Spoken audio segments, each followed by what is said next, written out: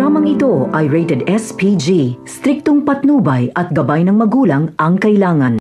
Naghihintay lang ng pagkakataon si Tinding na dalawin si Tanggol.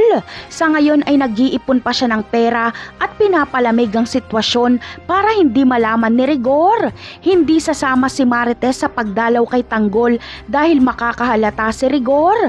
Kapag malaman kasi ni Rigor ay mapapalaya si Tinding. Samantala, hanggang ngayon ay palaisipan pa rin kung sino ang tatay ni Marites. Basta ayon sa kwento noon ni Tinding ay pinagsamantalahan daw siya ng isang lalaki noong nagtatrabaho siya sa bar. Hindi niya daw nakilala ang lalaking ito. Kaya hanggang ngayon ay walang kinikilalang ama si Marites. Ngunit sino nga ba kaya ang tunay na ama ni Marites? Posible kayang si Don Julio ito? Ang sagot ay oo. Ang totoo ay kilala ni Tinding si Don Julio dahil nakarelasyon niya ito. Noong makita ni Don Julio si Tinding sa bar ay nagandahan siya dito at niligawan niya ito.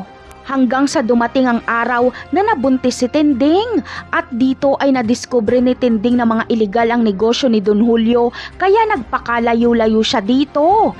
Hindi na nahanap ni Don Julio si Tinding at dahil sa pangungulila niya sa kanyang anak ay nag-ampon siya at ito na nga ay si Ramon at Olga.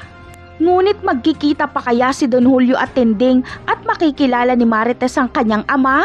Ano kaya ang magiging reaksyon ni Tinding kapag isang araw ay mahanap siya ni Don Julio? Talaga namang matindi ang revelasyon na ito. Napakarami pa nating dapat abangan sa mga susunod na episode ng Batang Quiapo.